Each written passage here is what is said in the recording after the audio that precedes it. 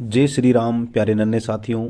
आज हम राजस्थान के शिक्षा में बढ़ते कदम की कक्षा 6 व 7 की कार्यपुस्तिका गणित प्रवाह के कार्यपत्रक 100 व 101 को हल करने का प्रयास करेंगे। साथियों, इस कार्यपत्रकों में हम LCM, एल का मतलब लीस्ट, सी का मतलब कॉमन और एम का मतलब मल्टीप्लाई, मतलब हमें लघुत्तम समापर्वत्य कहना है कि एलसीएम जो हमेशा उन जो संख्याएं दी गई है उनमें से जो सबसे बड़ी संख्या होती है उसके बराबर या फिर उससे बड़ा होता है। जब भी हमें लघुत्तम की बात करें, कम से कम की बात करें, तो वहाँ उन सभी प्रश्नों में हमें एलसीएम निकालना है साथियों। और वहीं एचसीएफ की बात करें, एचसीएफ का मतलब है हाईएस्ट कॉमन और एफ का मतलब फैक्टर, मतलब हमें गुणनखंड लाना है, उन्हीं दी गई संख्याओं का एक टुकड़ा लेके आना है जिसका भाग उन सभी दी गई संख्याओं में जाता हो और वह सबसे बड़ा होना चाहिए साथियों। तो कहने का मतलब जहां पर भी हमें अधिकतम की बात करेगा या जिन प्रश्नों में अधिक से अधिक की बात करेगा वहां हम एचसीएफ निकालने का प्रयास करेंगे। तो देखते हैं इसी कड़ी में आज का जो पहला कार्यपत्रक है, 100वां कार्यपत्रक, जिसका पहला ही प्रश्न हमें बोल रहा है भाग विधि द्वारा लघुत्तम समापर्वत्य ज्ञात कीजिए। तो चलिए देखते हैं इसके पहले का पहला। हम पहले का पहला हमें बोल रहा है साथियों कि हमें 36, 48 और 72 का एलसीएम निकालना है। कहने का मतलब भाग विधि द्वारा सबसे पहले हम इसके अभाज्य गुणनखंड करेंगे। अभाज्य संख्याएं या प्राइम संख्याएं वह संख्याएं हैं जिनमें खुद के अलावा और किसी भी दूसरी संख्या का भाग नहीं जाता। तो वो कौन कौन सी है? सबसे छोटी प्राइम नंबर है वो आपके पास 2 है और ये एकमात्र सम अभाज्य संख्या है। इसके बाद जितनी भी अभाज्य संख्याएं आएगी वो सब की सब विषम संख्याएं आएगी। दूसरी अभाज्य संख्या हो गई अपने पास 3, उससे बड़ी 5, फिर 7, उससे बड़ी 11, फिर उससे बड़ी 13। इनके अलावा ज़्यादा संख्याओं की हमें ज़रूरत नहीं पड़ेगी क्योंकि अपना जो कार्यपत्रक है वो लगभग इन्हीं तक सीमित है और इन्हीं का हम लोग बार बार उपयोग करेंगे। इनकी भाजकताओं के नियम भी आप जानते हो। 2 का भाग केवल उसी संख्या में जाता है जिसका इकाई अंक 0, 2, 4, 6 और 8 हो। 3 का भाग यदि हम अंकों का योग करें और अंकों के योग में 3 का भाग जाता हो तो उस संख्या में भी 3 का भाग जाएगा। 5 का भाग जिस संख्या का इकाई अंक 0 या 5 है उसी में 5 का भाग जाएगा। 7 की भाजकता का नियम इकाई अंक का दुगुना करके और शेष संख्या में से आप घटा देंगे, तो घटाने के उपरांत यदि 0 या 7 का कोई गुणज प्राप्त हो तो उसमें 7 का भाग पूरा पूरा जाएगा। 11 का भाग यदि आप किसी संख्या के एकांतर क्रम में अंकों का योग कर लें और फिर बड़े योग में से छोटा योग घटाए तो यदि हमें 0 या 11 का गुणज प्राप्त हो तो उस संख्या में भी आपके 11 का भाग पूरा पूरा चला जाएगा। यहाँ तक आपको नियम याद है साथियों, तो लगभग अपना कार्यपत्रक हल हो जाएगा। तो चलिए देखते हैं सबसे पहले इसमें कौन सी अभाज्य संख्या का भाग जाता है। तीनों ही संख्याओं में इसका इकाई अंक भी 6 है, इसका 8 है, इसका 2 है, तो सब में 2 का भाग पूरा पूरा चला जाएगा। तो 2 का भाग दे देते हैं। 36 में 2 का भाग जाएगा साथियों। 3 में चला गया एक बार, 1 2 2, शेषफल बचा 1, 1 और 6 16, तो 8 दूनी 16। 48 में चला जाएगा अपने 2 दूनी 4 और 4 दूनी 8। 72 में चला जाएगा साथियों 3 दूनी 6, 7 में से 6 गया, पीछे बचा 1, 1 और 2 12, तो 6 दूनी 12। अभी भी सब में 2 का भाग जा रहा है तो फिर से 2 का भाग दे दो साथियों। तो 2 का भाग 18 में चला जाएगा आपके 9 बार और 24 में चला जाएगा 1 2 2 और 2 2 4 और 36 में चला जाएगा 1 2 2, 3 में से 2 चले गए, पीछे बचा 1, 1 और 6 16, तो 8 दूनी 16। फिर से 2 का भाग दीजिएगा क्योंकि 9 में जाएगा नहीं परंतु 12 और 18 में जाएगा, तो जिसमें जावे नहीं उसमें हमें माडा देना नहीं है, ज़बरदस्ती भाग नहीं देना है। और फिर 12 में 2 का भाग चला जाएगा 6 बार और 18 में चला जाएगा 9 बार साथियों। फिर से अभी भी बीच वाली संख्या में 2 का भाग जा रहा है तो फिर से दे दीजिए। 2 का भाग 9 में जाएगा नहीं, 6 में चला गया 3 बार और 9 में चला गया, 9 में जाएगा नहीं।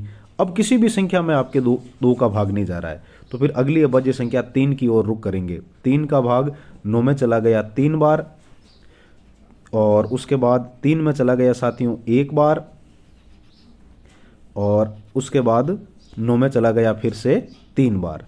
तो अब फिर से जब आप 3 का भाग दोगे तो इधर लिख देता हूँ साइड में मैं, 3 का भाग 3 में चला गया 1 बार और इसमें 1 बार गया हुआ है ही, और आगे वाले 3 में भी 3 का भाग चला जाएगा 1 बार।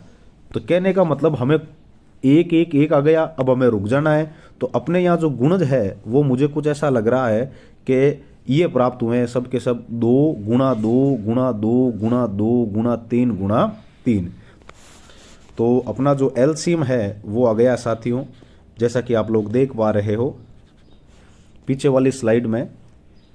2 है वो अपने 4 बार आया हुआ है, 1 2 3 और 4, फिर 3 है 2 बार साथियों। तो 2 को मैं 4 बार गुणा करवा दूं तो ये हो गया आपके पास 2 × 2 × 2 × 2 × 3 × 3। तो 2 दूनी 4, 4 दूनी 8, 8 दूनी 16, 16 तिये 48 और 48 तिये 144। तो पहले प्रश्न का जो अपना एलसीएम है वो 144 आ रहा है। चलिए अब देखते हैं इसी कड़ी में अगला प्रश्न साथियों। इस प्रश्न में हमें 24, 50 और 90 दिए हुए हैं। सब पहले का इकाई अंक 4, दूसरे का 0 और तीसरे का भी 0 है। तो 2 का भाग आराम से चला जाएगा, तो 2 का भाग हम दे देते हैं। 2 का भाग 24 में चला गया, 1 2 2 और 2 2 4। 50 में 2 का भाग देंगे साथियों तो 5 में चला जाएगा, 2 दूनी 4। 5 में से 4 गया, पीछे बचा 1, 1 और 0 10, तो 5 2 10। 90 में चला गया, 4 दूनी 8। 9 में से 8 गया, पीछे बचा 1, 1 और 0 10, तो फिर से 5 दूनी 10।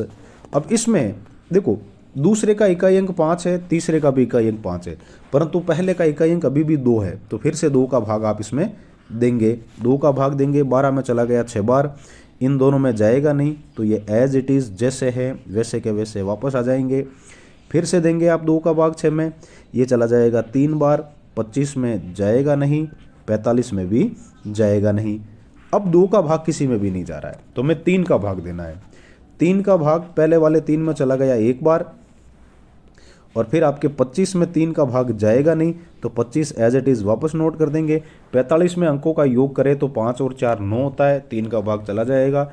4 में चला गया 3 का भाग 1 बार, 4 में से 3 चला गया, पीछे बचा 1, 1 और 5 पीछे वाली संख्या हो गई 15, तो 5 दिए 15। अभी भी 3 का भाग जा रहा है 15 में, तो 3 का भाग या तो 1 है, 1 पड़ा रहने दो।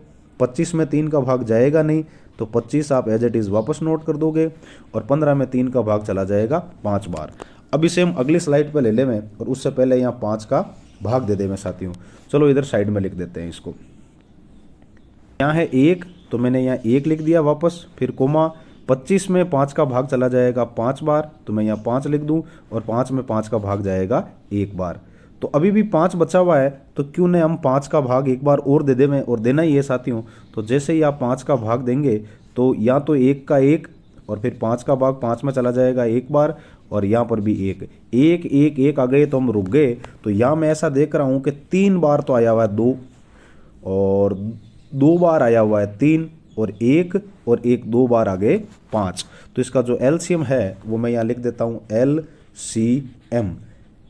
3 बार 2 था, 1 2 और 3 को 2 को 3 बार गुणा में लिख दिया। 2 बार 3 था, तो मैं यहाँ 2 बार 3 लिख देता हूँ, और फिर उसके बाद 2 बार 5 था, तो मैं यहाँ 5 भी लिख देता हूँ। अब इन सबको गुणा करेंगे, तो 5 25, 25 तिया 75, 75 को 3 से गुणा करोगे 225, 225 का दुगुना करोगे 450, 450 का दुगुना करोगे 900, और 900 का दुगुना करोगे 1800। तो इस तरीके से इसका जो एलसीएम है वो 1800 आएगा साथियों। उम्मीद है आपको ये समझ में आया होगा। चलिए देखते हैं इसी कड़ी में तीसरा प्रश्न।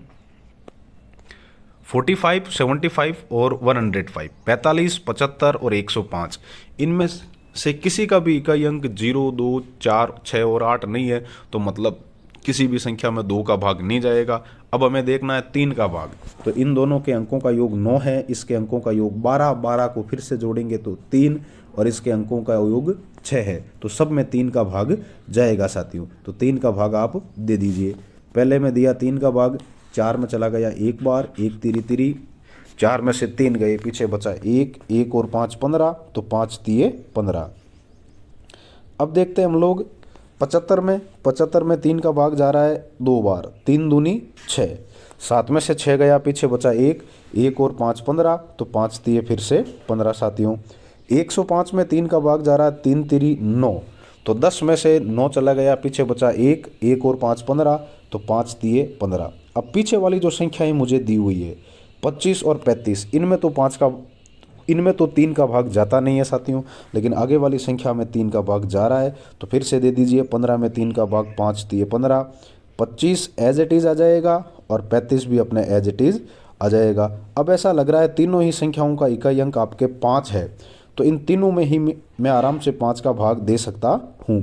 तो 5 का भाग दूंगा, तो ये 5 का भाग दे रहा हूँ। 5 का भाग 5 में 1 बार, 25 में चला जाएगा साथियों 5 बार, और 35 में चला जाएगा साथियों 7 बार। अभी 5 और आ रहा है, तो एक बार और 5 का भाग दे दो 5 में, या 1 का तो 1, 5 में 5 का भाग 1 बार, और फिर 7 का 7 मैंने एज इट इज़ नोट कर दिया। अब अगली अभाज्य संख्या है 7, तो 1 और 7 में भी 7 का भाग चला गया आपके 1 बार साथियों। तो यह मैं लिख देता हूँ। इस तरीके से अपने यहाँ जो एलसीएम है, एलसीएम जो है वो 2 बार 3 है अपने पास गुणा में, उसके बाद 2 बार 5 है अपने पास गुणा में, और फिर 1 बार 7 है गुणा में। तो इन सबको गुणा करें तो 7 पंजे 35, और 35 पंजे हो जाएंगे अपने पास 175, और 175 या 175, और 175 को 3 3 9 से गुणा करेंगे, तो ये लिख दिया मैंने आपके सामने 175 साथियों। 175 को जब हम 9 से गुणा करेंगे तो ये लिख दिया 9, तो मैं गुणा करके और सीधा यही लिख देता हूँ नीचे ही। 9 का पाड़ा 5 बार बोला, 9 पंजे 45, हासिल की अपने हो गई 4 साथियों। 9 का पाड़ा 7 बार बोलोगे, 7 नाम 63, 63 और 4 हो जाएगा 67, 67 का 7 असल में चले जाएंगे 6 साथियों, और फिर 9 का भाग 9 में 1 बार, और 1 में आप 6 जोड़ोगे तो 15। तो इस तरीके से अपना यहाँ जो एलसीएम है वो 1575 आ रहा है। उम्मीद है आपको ये समझ में आया होगा। इन तीनों को किस प्रकार से अपनी नोटबुक में आपको वर्कबुक में नोट करना है वो भी मैं आपको बता देता हूँ। तो ये इस तरीके से देखिए, पहला प्रश्न जिसमें 36, 38 और 72 में 2 का भाग दिया, तो यहाँ पर आपके 18, 24 और 36 आ गए। फिर से 2 का भाग दिया तो 9, 12 और 18, और फिर इसी तरीके से हमने इसको हल किया, और पहले का जो आंसर है वो 144 144 था, दूसरे का 1800 था, और तीसरे का 1575 या 1575 था, जो कि तीनों के तीनों हम करवा चुके हैं। आप देखना चाहो तो ये तीसरे का आंसर पड़ा है 1575, और भी देखना चाहो तो ये पड़ा अपने पास दूसरे का आंसर 1800, फिर से देखना चाहो तो ये पड़ा अपने पास पहले का आंसर 144। चलिए अब देखते हैं इसी कड़ी में अपना आज का दूसरा प्रश्न साथियों। दूसरा प्रश्न हमें बोल रहा है महत्तम समापवर्तक या अभाज्य गुणनखंड विधि से इसको ज्ञात करना है।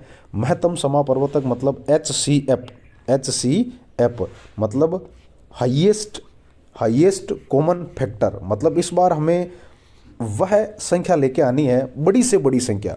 हाईएस्ट फैक्टर का मतलब गुणनखंड, मतलब वो इन 12, 24 और 36 का ही एक टुकड़ा होगा और इनसे छोटा होगा। HCF हमेशा जो संख्याएं दी गई होती है उनमें से सबसे छोटी संख्या के बराबर या उससे भी छोटा होता है, जबकि LCM जो संख्याएं दी गई है उनमें से जो सबसे बड़ी संख्या है उसके बराबर या उससे बड़ा होता है। तो अपने जो HCF आएगा वो 12, 24 और 36 से छोटी एक ऐसी बड़ी से बड़ी संख्या आएगी जिसका भाग तीनों में जाता है। तो देखते हैं ये किस तरीके से ज्ञात होता है अभाज्य गुणनखंड विधि से, अभी देखते हैं। यह जो 12 है साथियों, ये मैंने लिख दिया, चलो इसे अगली स्लाइड पर ही ले लेंगे हम। ये मैंने लिख दिया 12, 1 और 2 12। तो 12 के जब आप अभाज्य गुणनखंड करते हो, चलो इस तरफ कर लो, ये 12 में दूं 2 का भाग साथियों 6 बार, 6 में दूं 2 का भाग साथियों 3 बार, और 3 में दूं 3 का भाग 1 बार। तो इस तरीके से इसके अभाज्य गुणनखंड आ रहे हैं 2 गुणा 2 गुणा 3 साथियों। अगली जो संख्या है वो अपने पास है 24, और 24 के जब मैं अभाज्य गुणनखंड करूं तो आप देखते हैं साथियों, या कर देते हैं 24 का अभाज्य गुणनखंड। इस बार ये कर दिया 24 का प्राइम फैक्टर या अभाज्य गुणनखंड। 24 में 2 का भाग देंगे तो 12 बार जाएगा साथियों, 12 में 2 का भाग जाएगा 6 बार, 6 में 2 का भाग जाएगा 3 बार, और 3 में 3 का भाग जाएगा 1 बार। तो कहने का मतलब जो 2 है वो 3 बार आएगा, 2 गुणा 2 गुणा 2 गुणा 3। अब अगला जो है वो है अपने पास 36। 36 का जब मैं अभाज्य गुणनखंड करूंगा तो 36 का जो अभाज्य गुणनखंड है वो कुछ इस तरीके से होगा। 36 में आप 2 का भाग देंगे 18 बार, 18 में 2 का भाग देंगे 9 बार, 9 में 3 का भाग देंगे 3 बार और 3 में 3 का भाग देंगे 1 बार। तो कहने का मतलब यह आएगा 2 गुणा 2 गुणा 3 गुणा 3। तो यहाँ अपने जो HCF है, हाईएस्ट कॉमन फैक्टर, HC जो एप है वो एक ऐसा फैक्टर आएगा जो तीनों में है साथियों। तीनों में मतलब जो तीनों ही जो संख्या के अभाज्य गुणनखंड है उन तीनों में जो शामिल है बस वही संख्या हमें लेनी है। और यहाँ पर मैं देख रहा हूँ जैसे ये वाला 2 देखो आप, ये 2 तीनों में है तो ये आपके HCF में आ जाएगा। फिर ये वाला 2 है ये भी तीनों में है तो ये भी आपके HCF में आ जाएगा। फिर ये जो 3 है ये भी आपके तीनों में है तो ये HCF में आ जाएगा। ये 2 नहीं लेंगे क्योंकि ये केवल बीच वाले में है, ऊपर वाले और नीचे वाले में नहीं है। 3 जो है अब केवल नीचे वाले में है, ऊपर वाले दोनों में नहीं है। तो अपने जहाँ जो HCF है वो 2 गुणा 2 गुणा 3, तो 3 दूनी 6 और 6 दूनी 12 आ रहा है। तो यहाँ पर जो 12 है वो इन तीनों में से सबसे छोटी संख्या है उसके बराबर है। 12 एक ऐसी संख्या है जिसका भाग इन तीनों ही संख्याओं में जाता है और 12 वो बड़ी से बड़ी संख्या है जिसका भाग इन तीनों संख्याओं में जाता है। इससे बड़ी कोई भी संख्या नहीं है। तो याद रखना, जिस किसी भी प्रश्न में अधिकतम की बात करें वहाँ आपको HCF निकालना है और कम से कम की बात करें तो वहाँ आपको LCM निकालना है। चलिए अब बढ़ते हैं अगले प्रश्न की ओर। दूसरे प्रश्न में हमें दिया हुआ 60, 120 और 240। तो यहाँ मैं लिख देता हूँ आपके सामने 60 और 60 के भी अभाज्य गुणनखंड करके आपको बता दूँ ताकि आसानी हो समझने में। यहाँ मैंने लिख दिया 60। 60 में जब मैं 2 का भाग देता हूँ तो साथियों भाग जाता है 30 बार। 30 में जब आप 2 का भाग दीजिएगा तो भाग जाएगा 15 बार। 15 में अब 3 का भाग दीजिएगा तो भाग जाएगा 5 बार और 5 में 5 का भाग जाएगा 1 बार। तो कहने का मतलब इसके जो प्राइम फैक्टर है या अभाज्य गुणनखंड है वो आए हैं 2 गुणा 2 गुणा 3 गुणा 5 साथियों। अब 120 लेवें तो 120 तो बस यहाँ इसके ऊपर भी लिख सकता हूँ मैं, 60 के ऊपर भी लिख सकता हूँ 120 किस प्रकार से, और ये 1 1 2 और 0 साथियों। इसमें भी आप चाहो तो 2 का भाग दे दो तो 120 में 2 का भाग चला जाएगा 60 बार, 60 में 2 का भाग 30 बार, 30 में 2 का भाग 15 बार, 15 में 3 का भाग 5 बार और 5 में 5 का भाग 1 बार। तो अपन यहाँ लिख सकते हैं 120 और 120 के जो प्राइम फैक्टर हैं वो आए हैं अपने 2 गुणा 2 गुणा 2 गुणा 3 और इसको पीछे वाले को भले मैं अब इरेज कर दूं क्योंकि 3 बार 2 है, फिर 3 और 5 तो ये हो गया गुणा 5 साथियों। तो मैंने लिख दिया गुणा 5। 5 दिए 15, 15 दूनी 30, 30 दूनी 60, 60 दूनी 120 साथियों। अब अपने पास है 240 तो ये मैंने लिख दिया 240। 240 में 2 का भाग दीजिएगा 120 बार और फिर 120 के प्राइम फैक्टर ये एज इट इज़ आप वापस नोट कर दो, वापस लिख दो। तो ये 2 आ जाएगा 4 बार, फिर हो गया अपने पास 3 और फिर हो गया 5। विश्वास नहीं है तो 5 दिए 15, 15 दूनी 30, 30 दूनी 60, 60 दूनी 120, 120 दूनी 200। अब इनका जो HCF लाना है, HCF इन तीनों में जो सबसे कॉमन संख्या होगी तीनों में से ही जो कॉमन है वो अपना यहाँ पर HCF होगा साथियों। तो HCF के अंदर देखिए आप देख पा रहे हैं जैसे, तो HCF में ये वाला जो 2 है वो तीनों में है साथियों। तो यहाँ हमने लिख दिया 2 और फिर गुणा। उसके बाद ये वाला 2 भी तीनों में है साथियों। तो यहाँ पर भी हमने कर दिया आपके सामने 2 और फिर कर देता हूँ गुणा। फिर देखते हैं हम लोग 2 इसमें है और इसमें है लेकिन ऊपर वाले में नहीं है। तो फिर हमें अगला जो प्राइम फैक्टर है वो तीनों में उभयनिष्ठ है, वो 3 मिल रहा है। तो इस तरीके से मैंने इसको 3 को ले लिया तो यहाँ मैंने लिख दिया 3 और फिर उससे अगला आखिरी जो कॉमन फैक्टर मिल रहा है वो हमें मिल रहा है 5 का। तो यहाँ मैंने 5 लिख दिया। अब इन तीनों को गुणा करते हैं साथियों। तो चलिए इन तीनों को जब गुणा करेंगे तो 5 तिये 15, 5 तिये 15, 15 दूनी 30, 30 दूनी 60, जो 60 जो इन तीनों में से सबसे छोटी संख्या है उसके बराबर आया है। तो 60 वह गुणज है, वह हाईएस्ट कॉमन फैक्टर है जिसकी टेबल में 60 भी आता है, 120 भी आता है, 240 भी आता है। 60 वह महत्तम बड़ा से बड़ा गुणनखंड है जिसका पहाड़ा बोले तो 60 भी आता है, 120 भी आता है और 240 भी आता है। तो देखिए इन्हें आप अपनी वर्कशीट में किस प्रकार से हल करेंगे वो देखते हैं। इस तरीके से देखिए साथियों, ये पहला 12, 24 और 36, इसका जो कॉमन फैक्टर 12 आया था, आप चेक करना चाहो तो ये पड़ा अपने पास 12 आया हुआ, देख लीजिए आप ये 12। और उसके बाद दूसरा जो है उसमें अपने 60 आया हुआ है आंसर, तो ये आप देख सकते हैं यहाँ पर अपने पास ये 60 है। तो कहने का मतलब अपने दोनों क्वेश्चन सही है। अब देखते हैं, चलते इसको आप अपनी वर्कशीट में कुछ इस प्रकार से भर लीजिएगा। अब देखते हैं अगला प्रश्न, 8 और 12 का लघुत्तम समापवर्तीय मतलब एलसीएम है। तो दोनों का साथ में एलसीएम निकालना चाहो तो ये जो भागविधि है यहाँ पर 8 लिख दीजिए और फिर यहाँ लिख दीजिए 12 साथियों। 8 और 12, 2 का भाग देंगे 8 में 4 बार, 12 में चला जाएगा आपके 6 बार। फिर से 2 का भाग देंगे, 4 में चला जाएगा 2 बार और 6 में चला जाएगा 3 बार। फिर से 2 का भाग देंगे तो 2 में चला जाएगा 1 बार और फिर 3 में जाएगा नहीं, और फिर आखिर में 3 का ही भाग देना है और दोनों ही जगह आपके 1 आ जाएगा।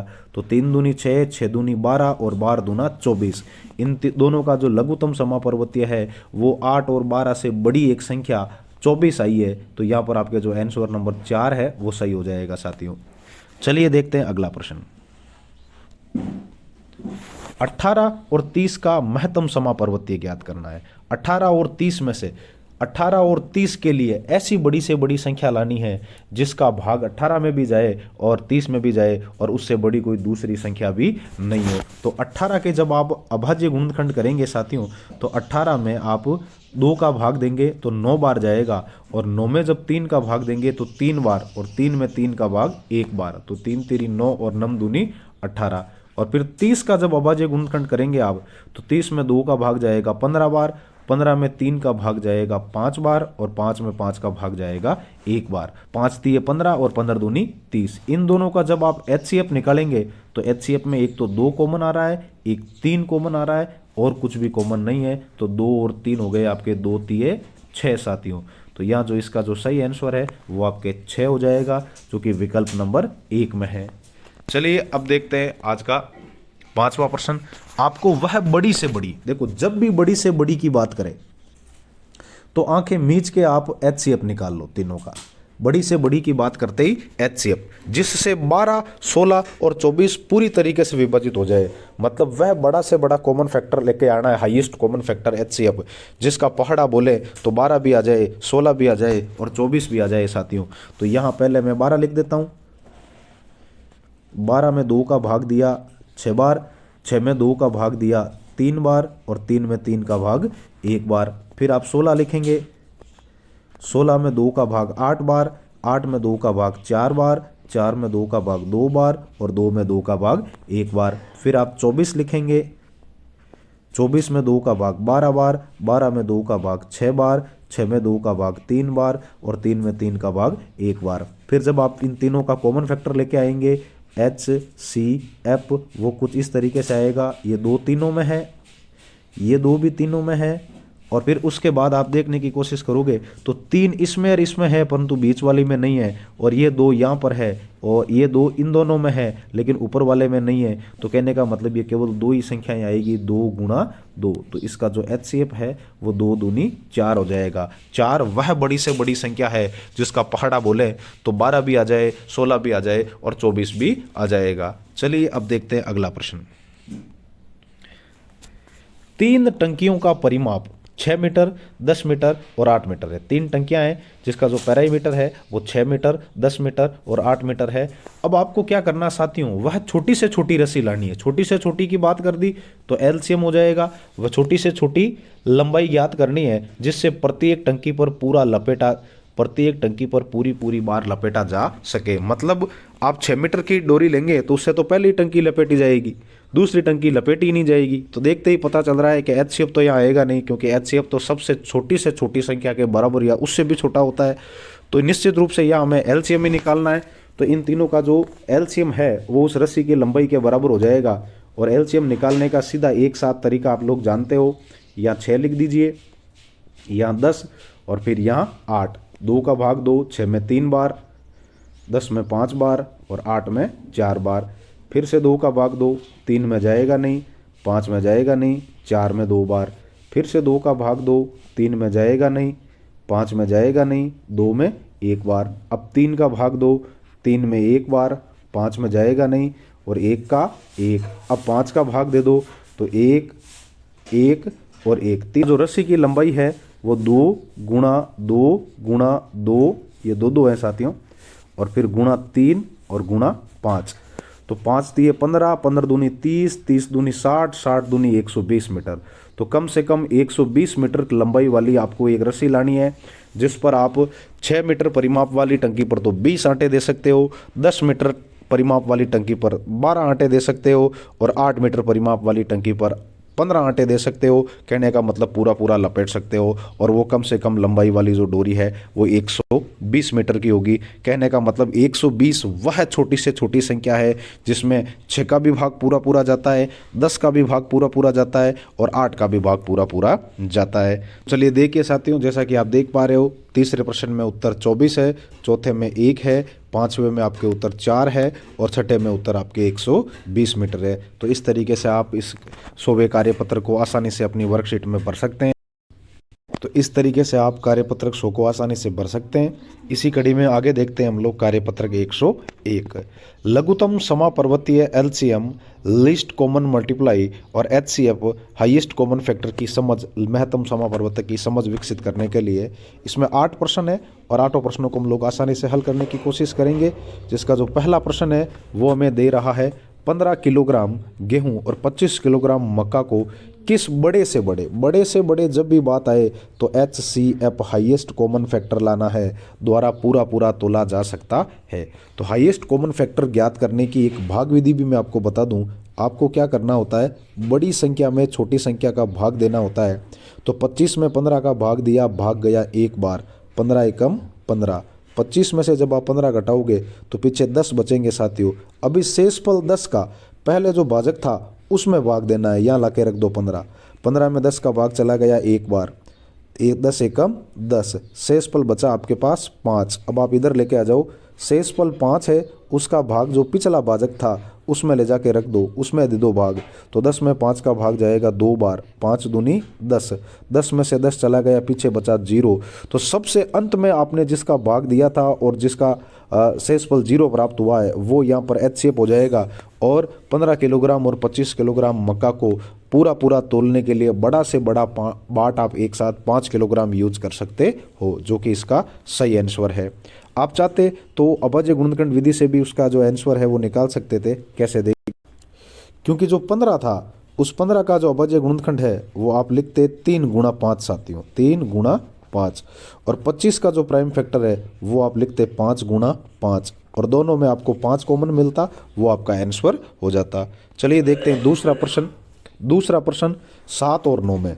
अब देखो 7 के प्राइम फैक्टर आप 7 गुणा 1 लिख सकते हो और 9 का जो प्राइम फैक्टर है उसको आप 3 गुणा 1 लिख सकते हो। तो जहाँ कुछ भी कॉमन नहीं हो वहाँ 1 कॉमन होता है और उसका HCF भी 1 ही होता है। तो आप आपके यहाँ चौथा नंबर आंसर सही है। या अदरवाइज 9 में भाग दीजिए आप, 7 का भाग जाएगा एक बार, शेषफल बचेगा 2 साथियों, 2 का भाग देंगे 7 में, भाग जाएगा 3 बार, तो 3 दूनी 6, 7 में से 6 चला गया, पीछे बचा 1 और 1 का भाग देंगे 2 में तो भाग जाएगा 2 बार और 2 में से 2 जाएगा, पीछे बचेगा 0 साथियों। तो कहने का मतलब सबसे अंत में आपने भाग दिया था 1 का, वही आपके HCF है। तीसरा प्रश्न आपसे बोल रहा है वह सबसे छोटी से छोटी आ गई, it's means LCM, list common multiply. ज्ञात कीजिए जिसे 12 से भाग दूं, 16 से भाग दूं, 24 से भाग दूं और 36 से भी भाग दूं तो प्रत्येक दशा में शेषफल 7 प्राप्त हो जाए। तो आपको कुछ नहीं करना है, जो वह संख्या है, वह जो आपकी संख्या है वो इन तीनों का LCM किस किस का, 12 का, 16 का, 24 का और 36 का, इन सब का LCM निकाल के और उसमें आप 7 जोड़ दीजिएगा। तो 12, 16, 24 और 36, इन सब की लिए सब छोटी से छोटी वह सबसे छोटी संख्या आ जाएगी जिसमें आपके 12, 16, 24 और 36 का भाग पूरा पूरा जाएगा, और उसमें जब आप 7 जोड़ दीजिएगा तो वो फिर आपके साथ शेषफल में हमेशा रह जाएगा। तो हमें करना क्या है, बस इन तीनों का लेसअप निकाल के और उसमें 7 जोड़ना है। तो 12 में 2 का भाग 6 बार, अभाज्य गुणनखंड विधि से हम एलसीएम निकाल रहे हैं। तो सबसे पहले 2 का भाग दें। 12 में 2 का भाग 6 बार, 16 में 8 बार, 24 में 12 बार और 36 में 18 बार। फिर से 2 का भाग देंगे तो 6 में चला जाएगा 3 बार, 8 में चला जाएगा 4 बार, 12 में 6 बार, 18 में 9 बार। फिर से 2 का भाग देंगे तो 3 में जाएगा नहीं, 4 में 2 बार, 6 में 3 बार, 9 में आपके जाएगा नहीं साथियों। फिर से 2 का भाग देंगे तो 3 में जाएगा नहीं, 2 में 1 बार, 3 में जाएगा नहीं, 9 में जाएगा नहीं। अब आपको देना होगा 3 का भाग, तो 3 में 1 बार और फिर उसके बाद 1 का 1 ही लिखोगे, 3 में चला जाएगा 1 बार और 9 में चला जाएगा 3 बार साथियों। तो आपको फिर से यहाँ पर 3 का भाग देना है, तो 3 का भाग दीजिएगा आप। चलो इसको साइड में लिख देते हैं यहाँ। तो यहाँ लिख दिया मैंने 3, और यहाँ आपके था 1, 1 और 1 और 3, यहाँ पर था आपके पास 3।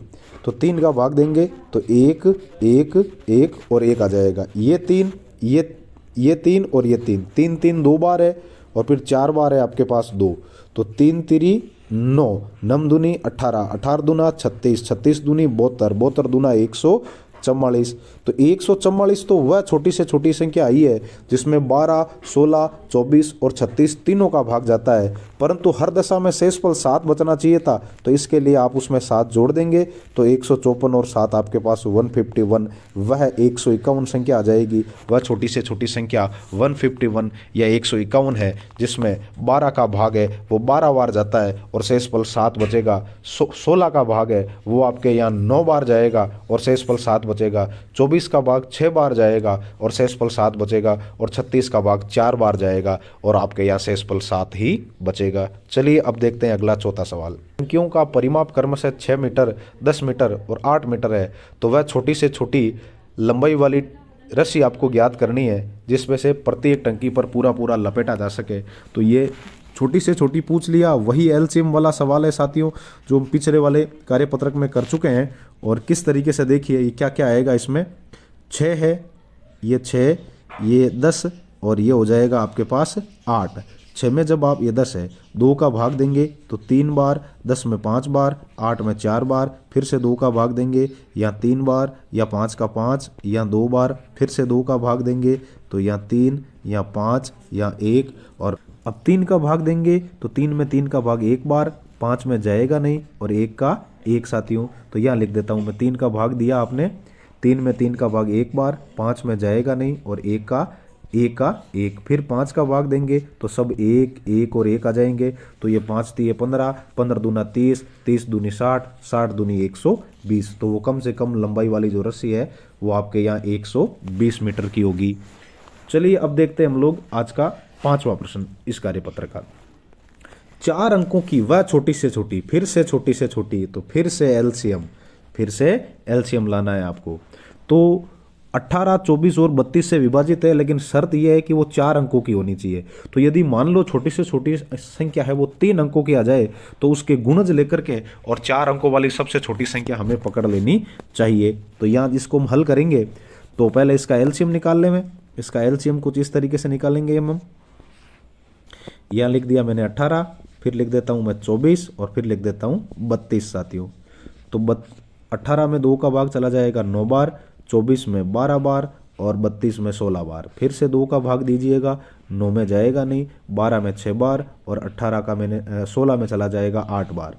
फिर से 2 का भाग दीजिए साथियों, 9 में जाएगा नहीं और 6 में चला गया 3 बार और 8 में चला जाएगा 4 बार। फिर से 2 का भाग दीजिएगा साथियों, तो 9 में तो आपके जाएगा नहीं और 3 एज इट इज़ और 4 में चला गया 2 बार। फिर से आपको इसमें 2 का भाग देना है साथियों, 9 में जाएगा नहीं, 3 का 3, 2 में चला जाएगा 1 बार। अगली बार आप ऐसा कीजिए, इसमें 3 का भाग दे दीजिए। तो 3 का भाग देंगे तो 3 का भाग 9 में 3 बार, 3 का भाग 3 में 1 बार और 1 का 1। फिर से 3 का भाग देंगे तो 1, 1 और 1 आ जाएंगे 1।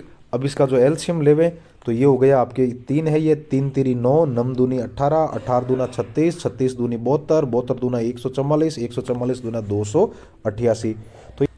तो इसका जो एलसीएम है वो 288 आ रहा है साथियों। 288 3 अंकों की संख्या है, हमें इससे 4 अंकों की छोटी से छोटी संख्या बनानी है। तो इसको 4 अंकों की छोटी से छोटी संख्या बनाने के लिए आप 4 से गुणा कर दीजिए। तो 4 से गुणा करेंगे तो आपके जो गुणनफल है वो आ जाएगा 8 चौक 32 असल की 3, 8 चौक 32 और 3 35 असल की 3, और 4 दूनी 8, 8 और 3 11। तो कहने का मतलब अपने जो यहाँ 1152 आ रहे हैं साथियों, तो वह छोटी से छोटी संख्या 1152 है, जो आपके 18 से भी, 24 से भी और 32 से भी, तीनों से विभाजित है। चलिए अब देखते हैं छठा सवाल।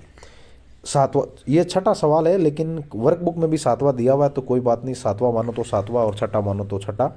कपड़े की कम से कम लंबाई ज्ञात करनी है जो 100, 50 और 75 सेंटीमीटर के पूरे पूरे टुकड़े काटे जा सकते हैं। कम से कम जब भी बात आए हमें एलसीएम लेना है। एलसीएम मतलब हमें एक ऐसा कपड़ा उठाना है, तो उससे चाहे तो 100 सेंटीमीटर के टुकड़े कर लो, चाहो तो 50 सेंटीमीटर के टुकड़े कर लो, चाहो तो 75 सेंटीमीटर के टुकड़े कर लो, और टुकड़े बराबर होने चाहिए। मतलब 100 के टुकड़े करो तो सभी टुकड़े 100 के होने चाहिए, कपड़ा बचना नहीं चाहिए। तो वह छोटी से छोटी संख्या है वो 100, 50 या 75, इनमें से जो सबसे बड़ी संख्या है उसके बराबर या उससे बड़ी आएगी। तो कहने का मतलब हमें यहाँ एलसीएम निकालना है। तो एलसीएम निकालने के लिए मैं यहाँ लिख देता हूँ आपके 100, 50 और 75 का हमें एलसीएम निकालना है। तो 2 का भाग देंगे, 50 में 100 में चला जाएगा 50 बार, 50 में चला गया 25 बार, 75 में जाएगा नहीं साथियों, पड़ा रहने दो। फिर से 2 का भाग दोगे, 50 में चला गया 25 बार, 25 में जाएगा नहीं, और फिर 75 का 75 पड़ा रह जाएगा क्योंकि 75 में भी जाएगा नहीं। अब 25 में तो 5 का ही जाएगा, लेकिन 75 में 7 और 5 12 होता है, तो आप 3 का भाग दे सकते हैं। 25 का 25 और फिर 25 का 25, और 75 में चला गया आपके 3 का भाग 25 बार साथियों।